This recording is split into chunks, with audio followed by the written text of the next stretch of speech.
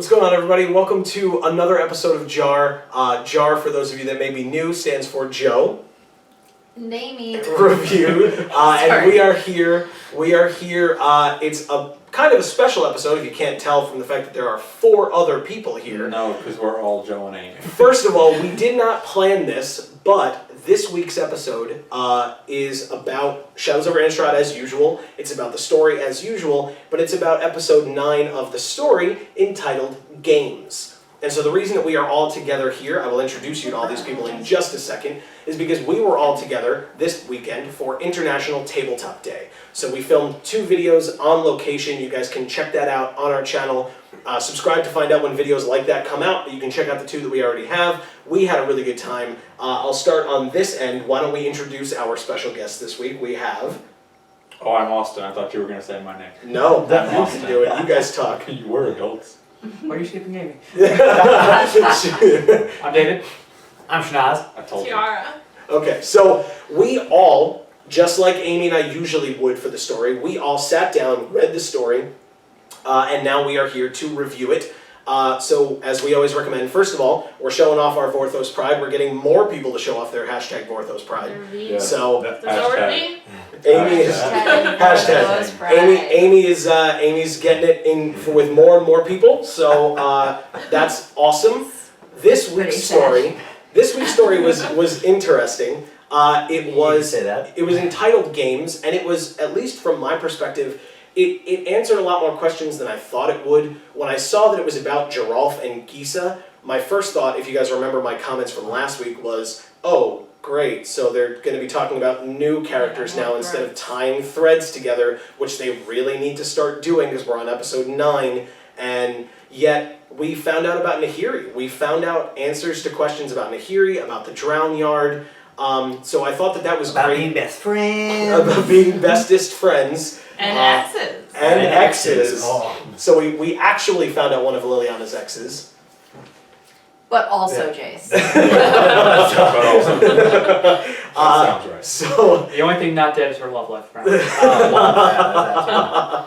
So that was interesting, and there were some callbacks, but I like, again, something I brought up last week was that I didn't necessarily like that there were callbacks without either more information about those callbacks or at least a directive to be able to find those stories. But what they did was, and they were able to, in the little italics intro at the top, give us a brief explanation of Geralf and Gisa's past history in the stories. Which is super helpful, by the way. Yeah, well, and real helpful. And usually they don't do that. I think I talked about this last week also, is that italic section at the top is usually just literally the same thing as what the preview says that you have to click past to get to that story. So why would you have the same thing written twice?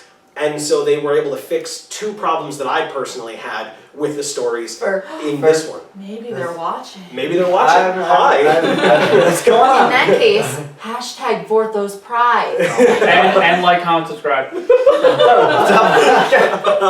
So, I really enjoyed the story. I think just in terms of the differences between this story and all of the others, I mean, there's almost weekly a different style of storytelling. This story was told entirely through letters between different people. So you had letters to Commander Odric from one of the generals, you had letters between Gisa, Geralf, and Ludovic, and yet we still were able to, again, find out about Nahiri, find out about Liliana. It was very informative in a kind of out-of-the-box way of being informative. Yes, Yeah. It's like an American Girl book. but it also, somehow, they were still able to build characters. They were able to... Especially Gisa. Gisa, definitely. Gisa was hilarious. Gisa was funny. Geralf as well. Yeah, you got to know more about their relationship, which from not reading these stories and just watching the videos on them, I don't know anything about these people. And this, it let me know that, okay, coming in, didn't really know they were siblings. I had no idea that they were necromancers or stitchers, skin stitchers, whatever. Stitcher they make scabs, yeah. So things like that. But all this got you involved in their relationship, but then you got to see their tense kind of relationship play out in a funny, cheeky kind of like sarcastic One being sibling like, type one way. trying to be like real professional, the other one trying to be, well, not trying to be, but like still has that child-esque innocence. Which is weird to be an innocent necromancer. That's just kind of still it's a little funny right there, but that's how she playing it off, or how she's doing it and how her mindset is. Where I thought it was kind of funny. Yeah. Well, she's also a bit naive too. Yes. Yeah. Totally. Definitely. Now, from just listening to it and seeing it, and I don't know if they said it because I wasn't paying attention fully. Did it say that she's the younger sister? Because that's what I get immediately. I don't know that it said it, but that's also Yeah. the assumption that I drew. Big Brother was watching, Big Brother wants to help, and now it's just kind of like, well, that's out the fucking window. Well, And it's just- Gerolf also, like, whether or not there's an age difference, he also comes off as kind of like, he takes his more seriously. We can still kind of tell he's kind of a dweeb, and that this is like, I mean, both of them are like, we're gonna raise an army and we're gonna destroy the world. Like, let's see who's Going better. into this creation, I'm gonna roll a d20 and see what it does. I Why are you feel- saying it like that when we roll d20s? This was like like I'm not. That's fair. You're right. I don't know what the problem just became. But Yeah. back to Geese, I feel also that she's torn between wanting her brother's acceptance and also wanting to be independent. Right. Correct. She And- wants acceptance from basically anyone she can get to, Yes. which is why she's basically like the story is now saying she's helping Nahiri build the drown yard. Yes. And like we don't really know, like we at this point we don't really know what the drown yard's for exactly. I mean, you get the It clues. just looks real. You get the People clues. drown there. You get the clues from the Drown Yard Temple story, which is why it was like, oh, okay, so that's why when Jace got there, he said it was surrounded by zombies, because Gisa put all those zombies there. And now Nahiri was able to kind of mentally manipulate Gisa into being like, oh yeah, totally, it's a stone monument to our success. Instead, it's actually, presumably, Nahiri's attempt at revenge against Soren, or getting back at Soren in some way.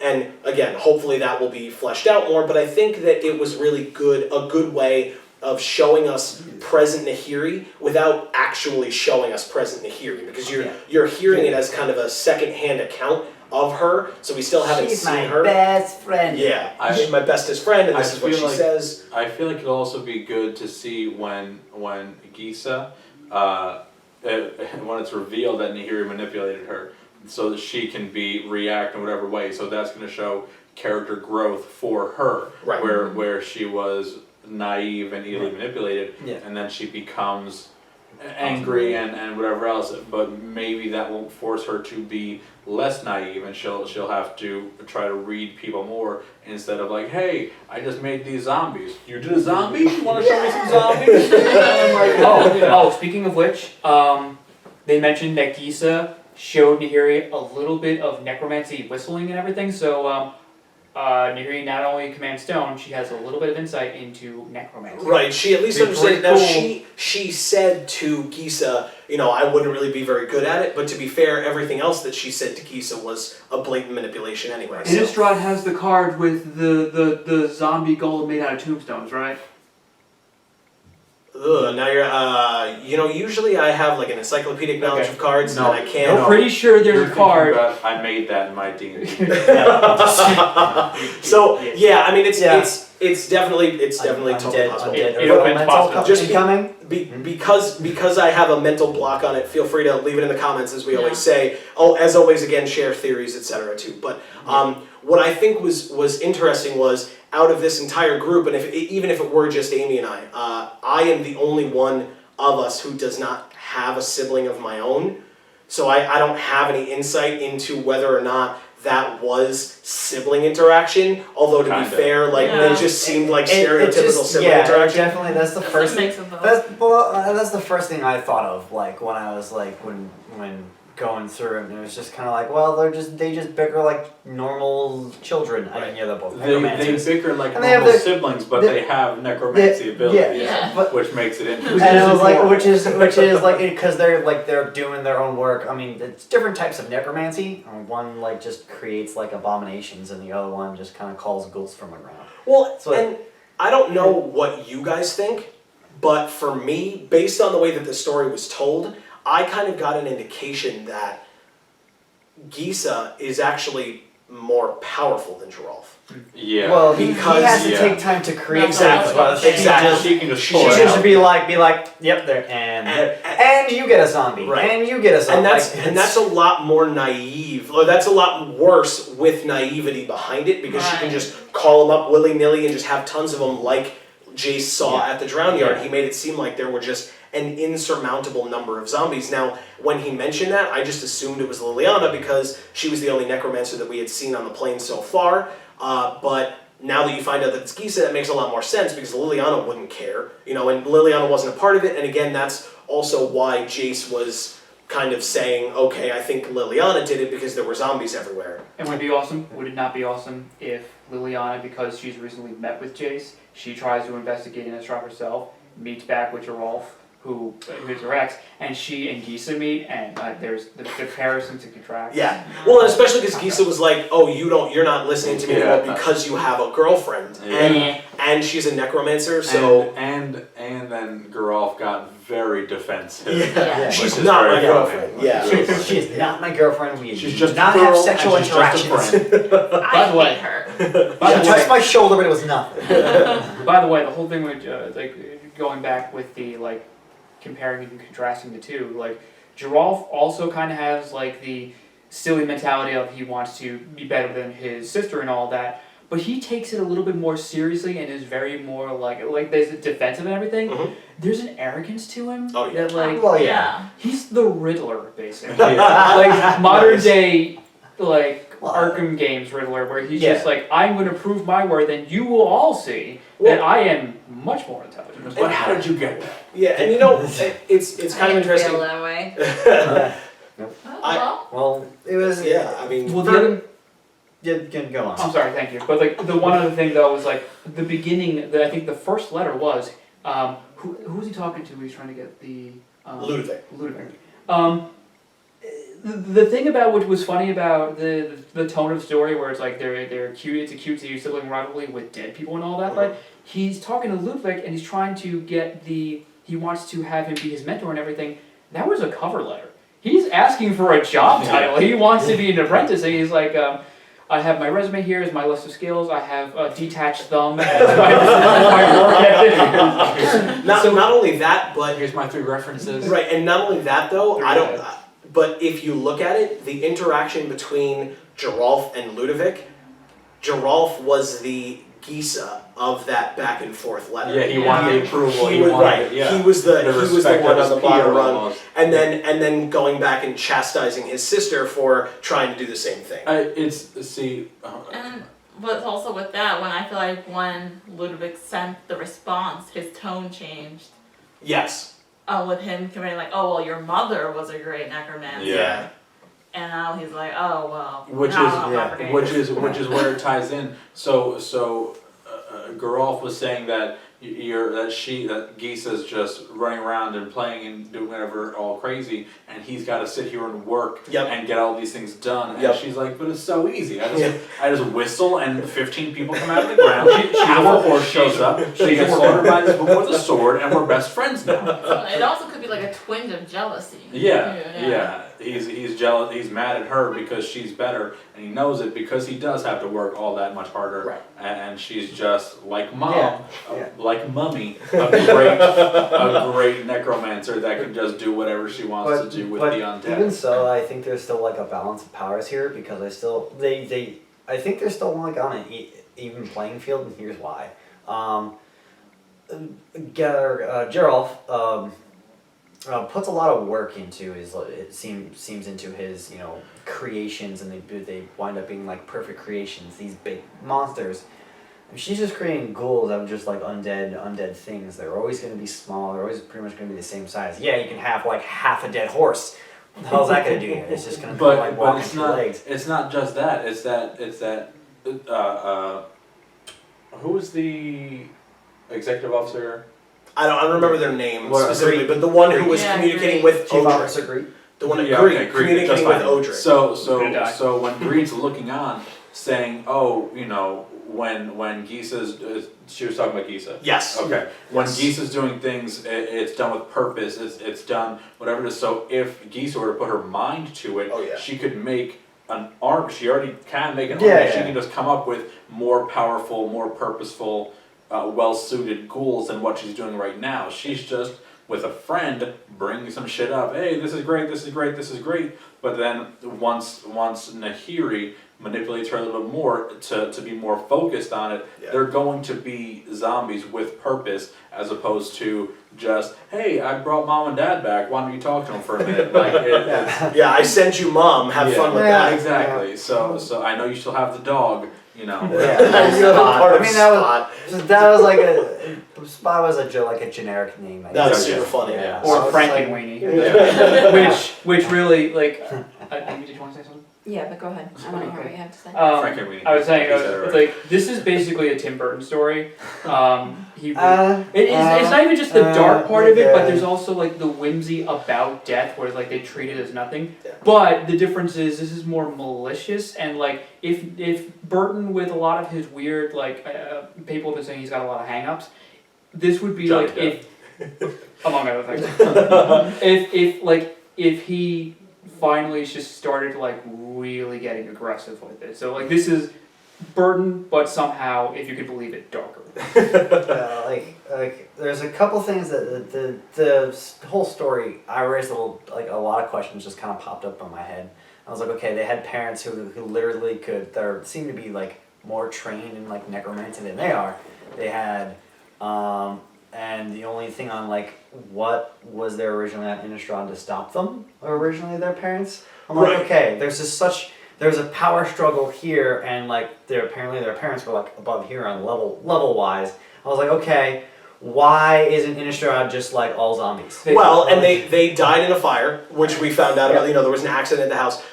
They may have been around when Avacyn was first created, which is what, you know, why Soren made Avacyn in the first place, which was to protect the humans on Innistrad from all of these threats, being werewolves, vampires, zombies. So maybe they were getting strong enough to take over. I just one And now thing- angels are evil. Yeah. Oh, Amy, you had Yeah, something you wanted to say.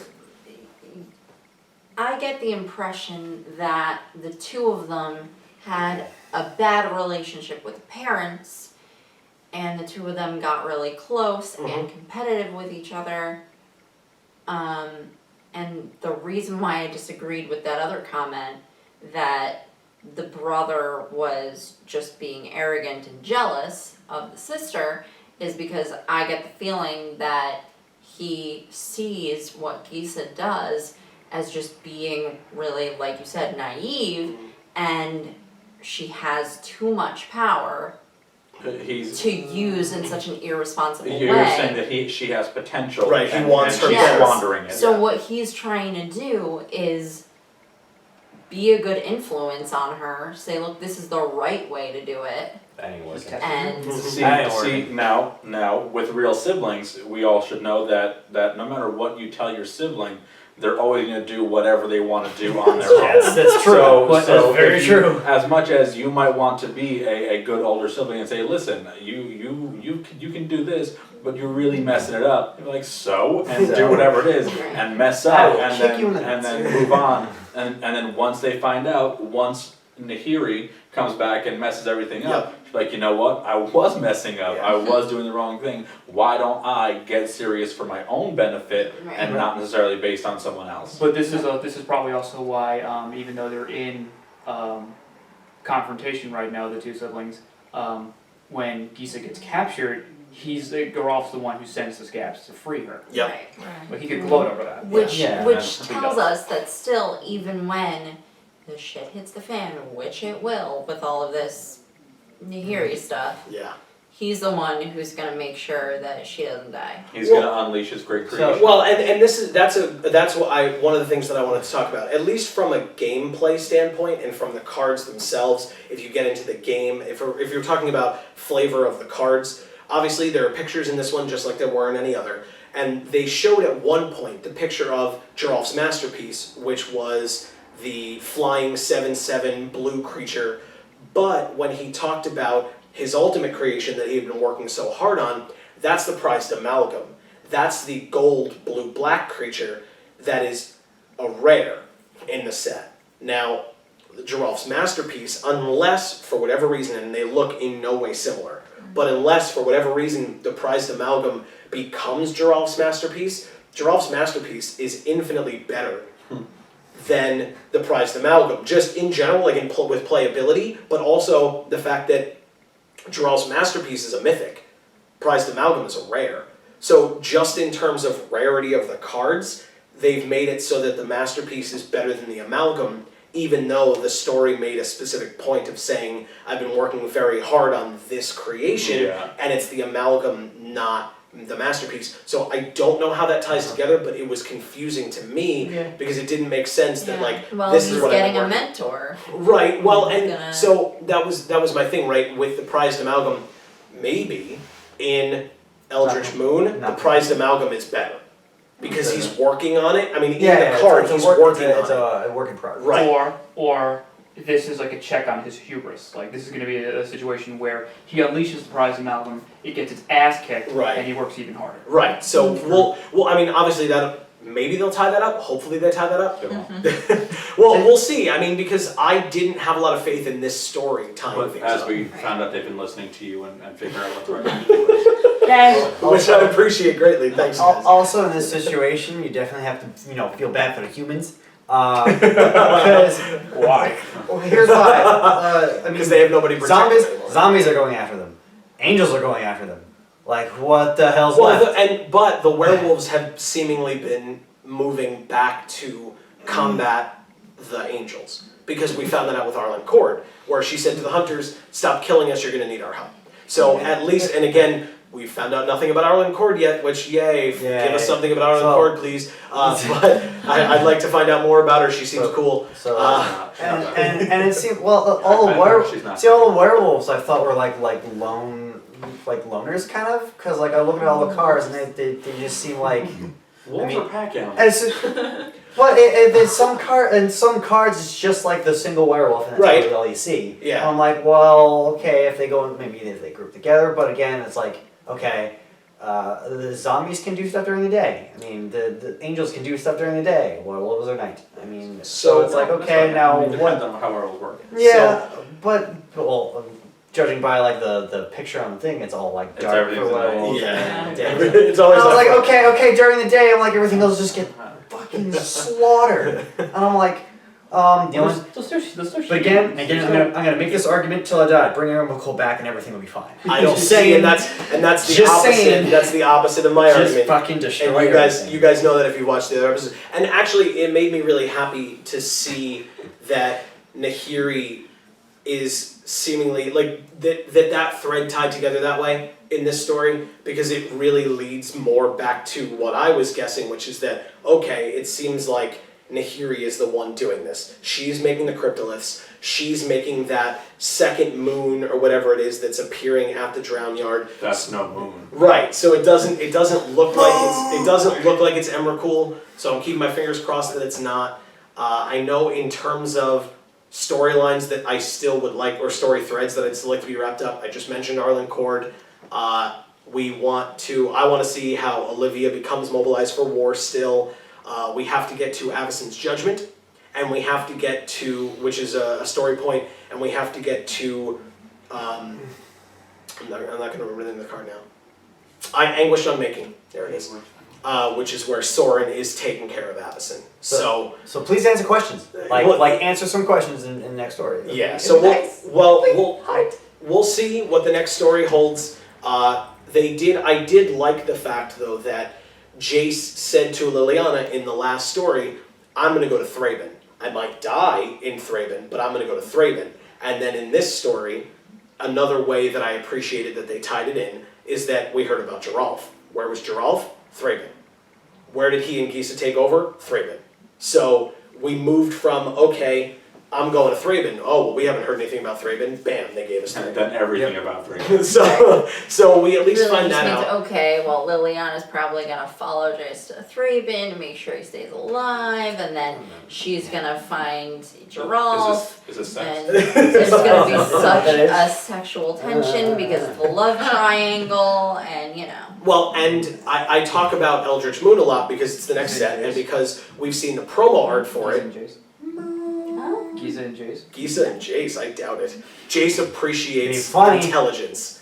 Well, he Is that rude? I'm sorry. But That's right. She's a dum dum. But we've seen the Eldritch Moon promo art, and I've talked about that because of the fact that Liliana is on all the Eldritch Moon promo art, which means presumably she will be a bigger part of that story. And not only is she in the promo art, but 2 zombies are. Now, you could write that off and say, yeah, Liliana's a necromancer. Of course there will be zombies. But it could also be Liliana and her zombies versus Giza and hers. Or in that picture specifically, maybe it's Liliana versus 2 of Gisa's. Just They're kind of behind her / next to her, and she's not facing them. So Well, you don't maybe have to they're talk coming about up behind her. Zombie Yeah, absolutely. It's possible. It's totally possible. So She's surrounded. we'll see. I'm definitely more and more excited for Eldritch Moon the more I read. Also because I enjoy playing with the cards, and so I want to see And what the cards entire are. set winds up being all black cards. That's just what's happening. That'd be a terrible idea. Don't do that. Would be a terrible idea. Don't do that. They won't do that, but don't do that. Although I will also You're really say, funny. since we're talking about cards, just a personal opinion of mine, we just had Pro Tour Shadows over Innistrad, and they gave us nothing. They gave us no previews. They gave us no information about any set whatsoever, being Eternal Masters, Conspiracy 2, or Eldritch Moon. That means Urza and Mishra is going to come back, right? No. No. They'll get back to it eventually, I'm sure. They will not get back to that story. But we've got other things to worry about, other fish to fry. Does anybody have anything else that they feel... Dream. Anybody else have anything that they want to say about this story, about their feelings? Now, I appreciate the fact that Amy and I have other people here because one opinion that I wanted to get from you guys, and we can go down the line, or you guys can just say what you think, but they have seen some of our other videos, but they have not read the other stories. Mm-hmm. So, I want an opinion from people on how they thought this story worked as a one-off. If you literally just go in and you're like, hey, this particular story, episode 9, seems cool. Can I read episode 9 and understand enough of it without having read all of the other ones? Because my assumption would be no, but the story was still fun and entertaining, so what do you guys think? I would say yes. Okay. Because it was like its own little short story. So it was kind of like, because it gave you the backstory in the beginning. So even if you didn't know about the other characters, it still gave you like a little bit of hint. Right. So when you read on, you don't necessarily have any closure, but you don't feel like, oh, where are all these people coming from? I felt like you could follow the story. All those characters were relevant. You wouldn't feel lost at the end. Right. So me, I haven't read the other stories, but I enjoyed this story, and I was like, oh, that was pretty cool. Okay. Yeah, and I mean, I feel like the payoff for the Nahiri portion of the story wouldn't have been there if you got the rest, but you wouldn't know that necessarily. You'd just be like, oh, okay, she met this woman named Nahiri, and you might be able to say, like, oh, she's naive, so maybe this person's manipulating her, but you wouldn't necessarily definitively know that, as opposed to, we definitively know that because we know what Nahiri is. Well, in the story when it was saying that we're gonna build a monument to our greatness. Yeah. Like that's a point where you could say, when she, are we gonna do this? Yeah, totally, we're totally gonna do that. Like you can tell, you can tell that was manipulation. Yeah, of course. I think that was okay, and that's what my additional piece is going to be. That without reading the other stories or really knowing anything or kind of caring about any of these characters, Right. I was still able to go in, know who the characters were, and appreciate them and kind of care about what's going on with them as characters. Mm-hmm. I'm not going to say I'm not going to read the next one. I'll watch your videos on them, as you should And as you well. should too. But I'm not going, like, it's not like I'm if I hear these names again, I'm not going to be like, who is that? That means Right. nothing to me. Yeah. Although, Because it had enough of an impact. Exactly. although Exactly. this thing obviously the first time we read this, when we heard the drops of Liliana and Nahiri, dead silence. Well, We were just like, wow. Well, it was dead silence for two Yeah. reasons. shocked. It was dead silence because some of us had no idea. Yeah. And I was like, okay, great names. And then dead silence because shock and awe and worry about Well, it. other things. And don't forget, they never said Liliana. It was Right. really It's They just said Lily. Lily. And we were actually able to put it up on screen so we could all see the words. So it was Lili, not Lily. It was Yeah. Lili specifically as a nickname for Liliana. So And also just coming from like a short, just standalone short story, it was funny, Mhm. it was dark, it was dramatic. So it had a lot of elements that would get you sucked in. Lots of character progression. relatable You with the just see, sibling like, rivalry. Right. But it Exactly. kept, but it kept the bigger pieces of the whole story on the periphery in the background, so it didn't Yeah. overwhelm everything else. also relatable Yeah. with the killing parents. Yeah. Through an No, accident, no, and yes, bringing them back to no. life and sending Anybody with an them. axe? That's just me. I mean, that's entertainment enough, but Yeah. Don't reveal if that was relatable to you in the comments. That we Yes. don't need. Reveal Yes. it. also if you're in hiding. If you have a good story, If you you did it might if you did it in their sleep, maybe. OJ, if you get YouTube in jail, Ah. just let us know if you really did do it. Leave it in the comments. So, guys, what I will say is this has been a lot of fun. I appreciated being able to have guests, so thank you guys all for joining us here. And for those of you watching / listening, thank you very much for doing so, as either you always have or welcome if you're new. Hopefully you stick around, subscribe down below, you'll find out when all of these episodes come out. This has been episode 9, called Games, again appropriate for International Tabletop Day. Play games with your friends. You can check out, if you want to hear more from these lovely people, you can check us out on the channel No, as well, in the games that we just put up on Saturday and Sunday, as well as in our RPG series, which I don't know that we've mentioned a lot on this show, but it's on the channel. If you look for it, you'll be able to find it. So definitely tune into that. It's a lot of fun. We've been enjoying it. We are very far along, and there are many more episodes to come with that. Weird So heroes. yes, so tune in, enjoy that from us. This has been JaAR. I have been Joe. I'm Amy. I'm still lost in. I'm still David. Still schnoz. Still Tiara. And guys, as we always say, in whichever video of ours you watch next, we will see you all next time. Thanks, everybody.